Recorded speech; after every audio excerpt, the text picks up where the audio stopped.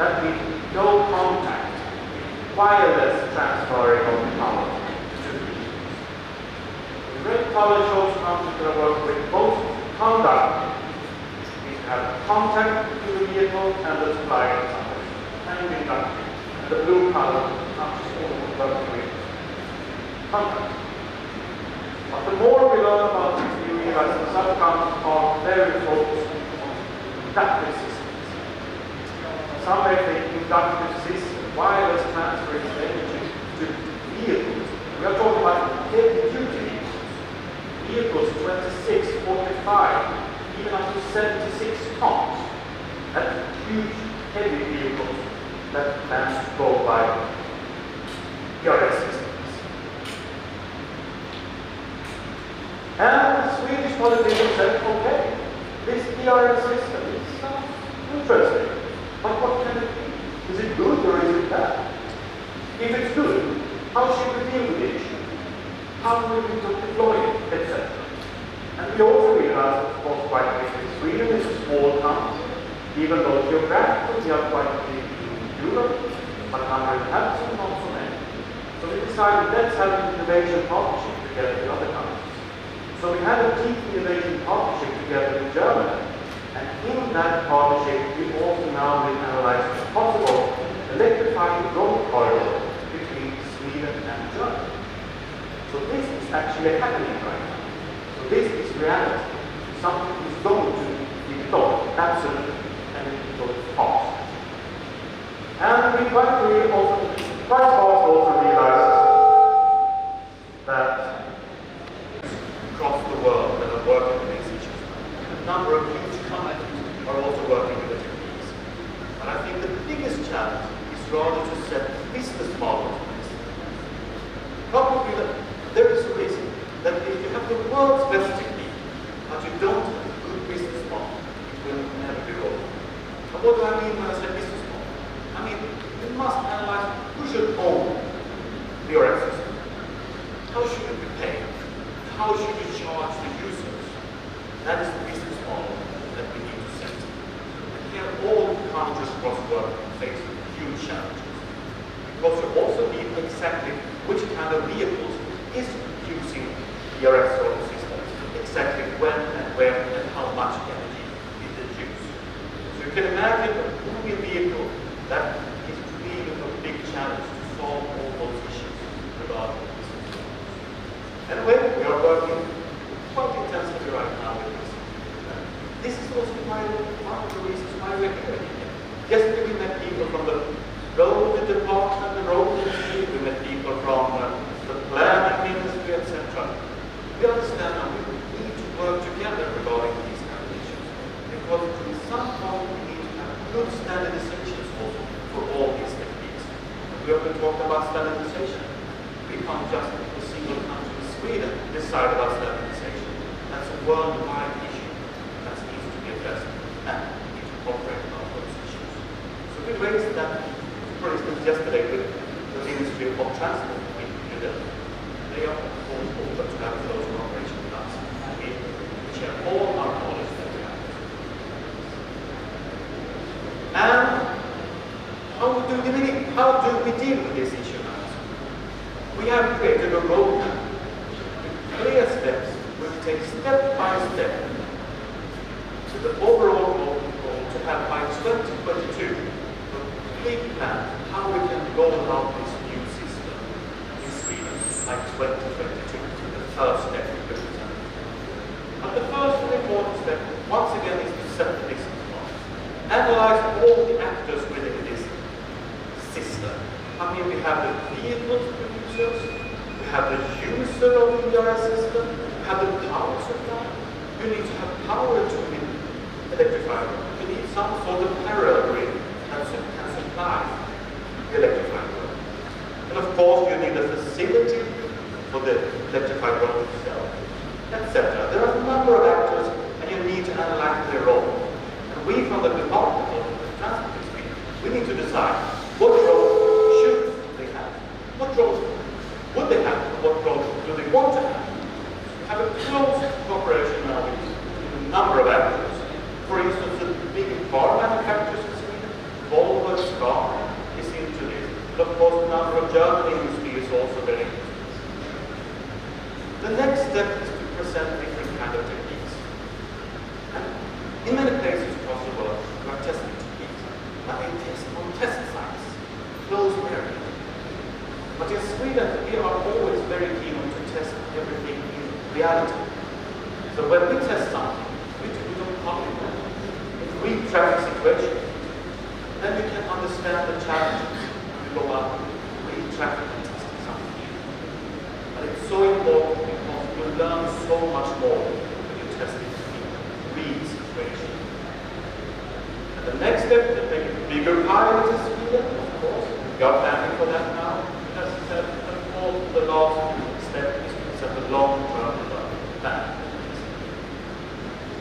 And we are focusing now on 3 different kind of types of electrified roads. As I mentioned, the first type is inductive system. Wireless transferring of energy from the road up to the vehicles. Then we have conducting systems, road-bound rail systems. We put a rail into a road, we electrify the rail. And then we have some sort of contact beneath the vehicle that moves up the energy in the vehicle and load the battery. Next example is that you take something from above, similar like a railway situation. A pantograph that goes up to the contact line, by that can transfer the energy down to the vehicle and load the battery. We are talking about vehicles, of course, that have a suitable package of batteries that can be loaded, so when the vehicle leaves the section that has PRS, you can fully load the battery and then can reach that kind of destination. Then people can say, are there already good battery solutions for this? Yes. Regarding private cars, absolutely. But if you go to buses, heavy-duty vehicles, take a vehicle that the total weight might be 56 tons. To have a battery to feed such a car, such a vehicle, you probably need a battery pack of, let's say, 3, 4, 5 tons. And imagine vehicles that have battery packs of so many tons. How sustainable is that? We think ERS will help the vehicles to reduce the size of the battery, and by that it becomes much more sustainable. And right now we have 4 different kinds of test sites. We have this overhead line system. We have tested that in 2016 together with the German company Siemens and the car manufacturer SCAR. It worked quite well, but there are still some challenges there. Then we have this road-bound rail system outside the airport of Stockholm. Also very interesting now. Then we're going to test another road-bound rail system in the southern part of Sweden. And on the island of Gotland, outside Sweden, we will test inductive system.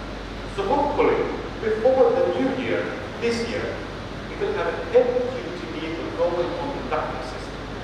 That will be the first place in the world that we will hopefully succeed with that. That is quite cool, I must say. We will also have a bus that will go for commercial use between the airport and the city that time.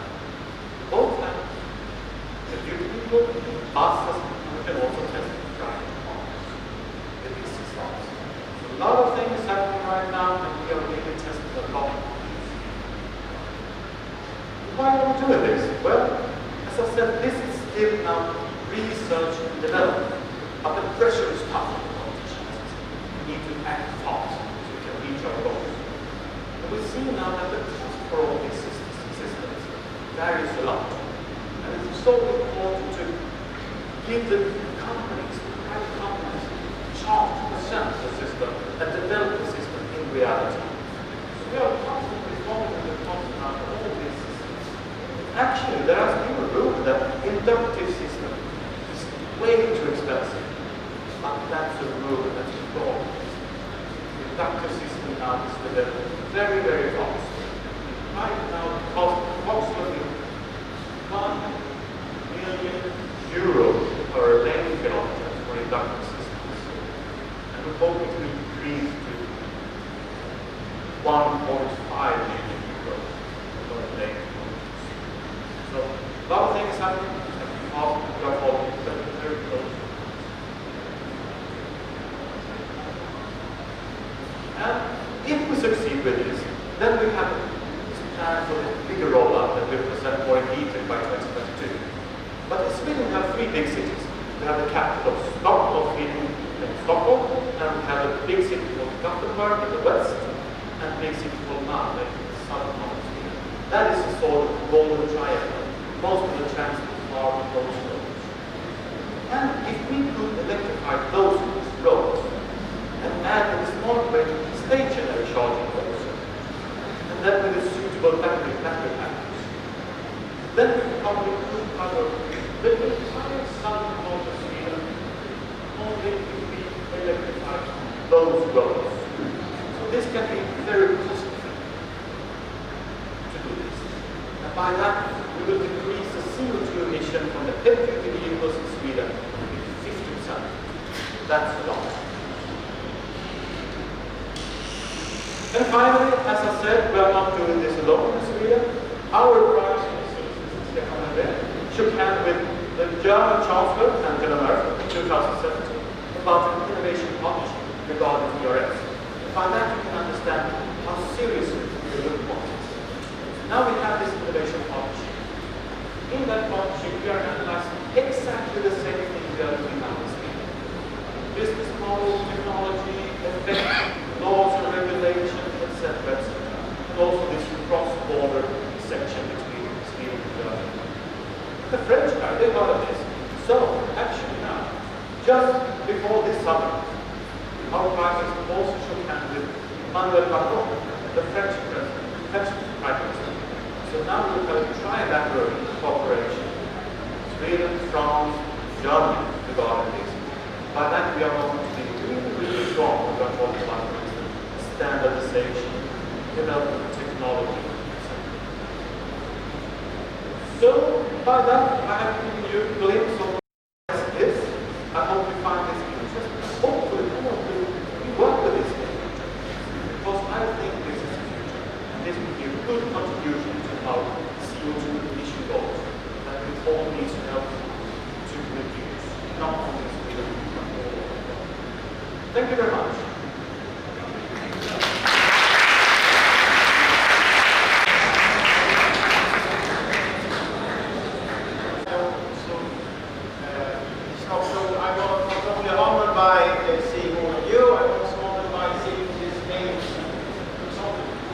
Which I remember from my physics studies. Very pleasant to be here.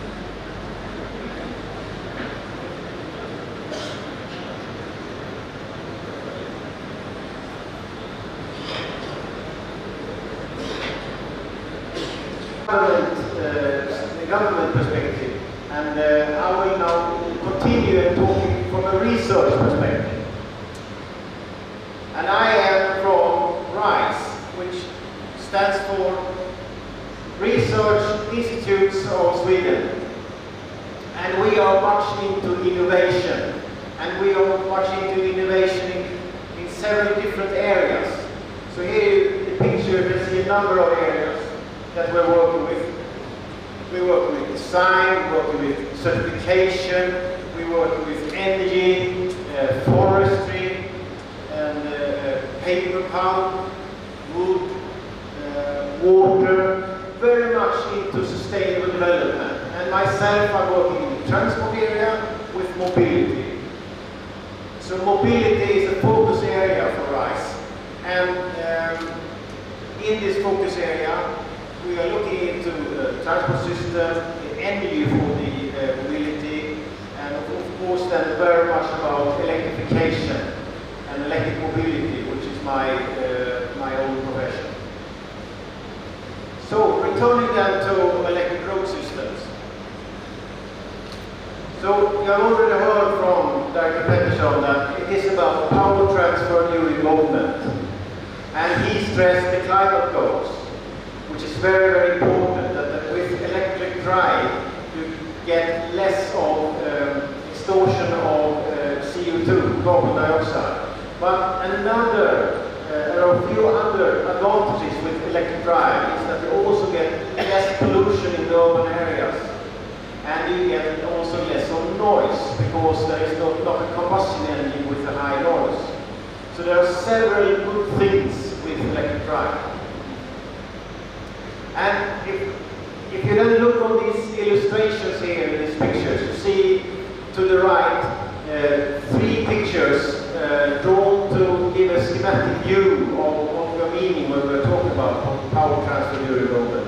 So one alternative, which I will talk a little bit even more about later on, but one alternative is the top one there, with overhead lines, where vehicles are equipped with a kind of arm, a power collector which goes upwards, getting in contact with the power line, with the overhead lines, and getting electric energy, electric power from the overhead lines. The other alternative is the opposite, as you see in the middle.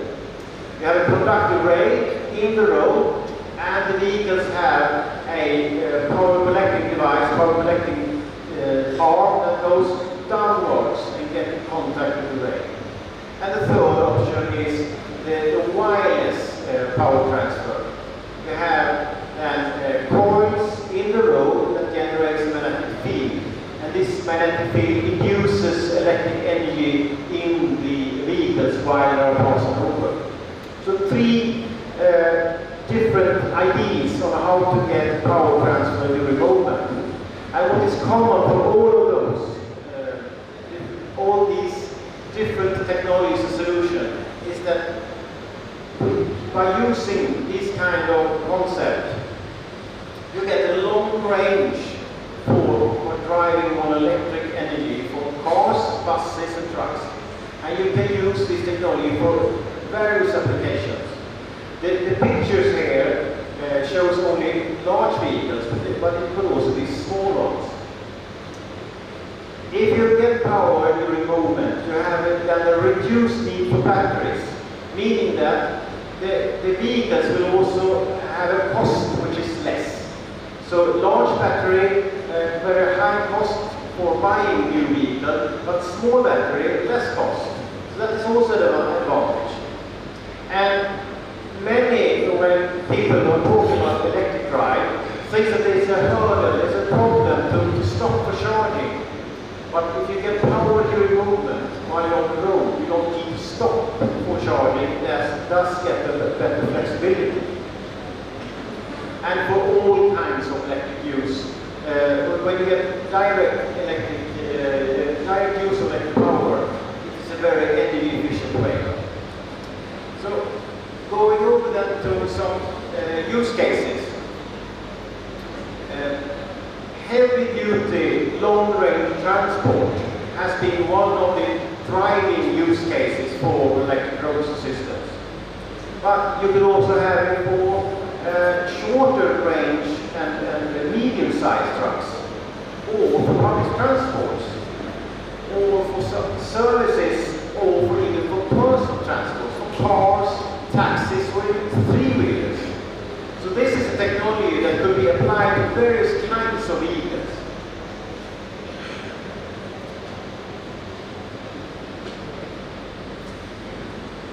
And I have now, in my beginning here, talked very much about power transfer technologies.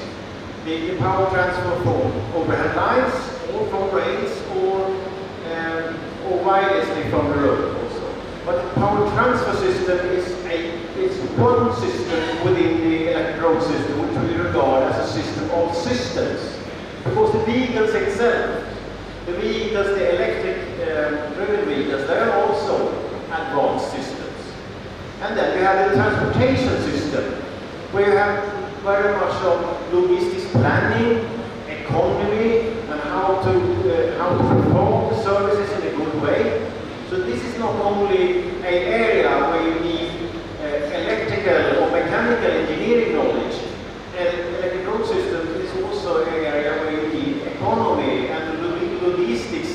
planning knowledge.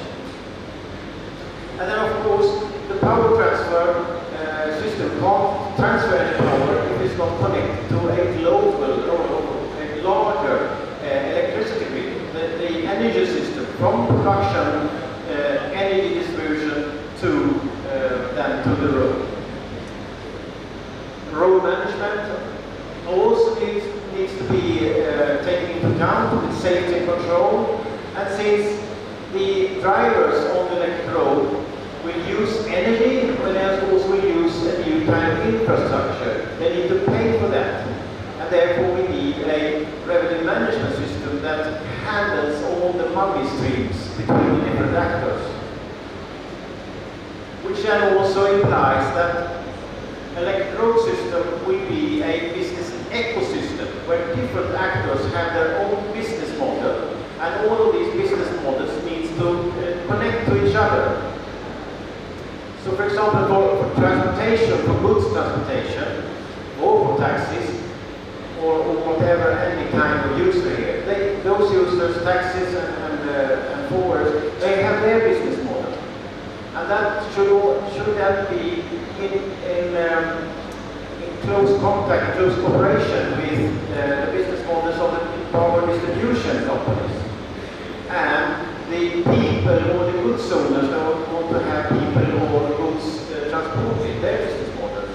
And of course the government and state institutions that also have an interest in the road. So all these business models needs to join together, work together in an efficient way, and that we call is a business ecosystem.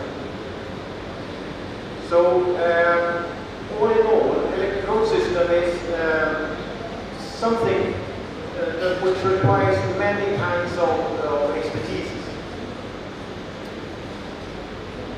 Right, I promised to talk more about the research view. Well, I'm now going over to two of the projects that I myself is managing.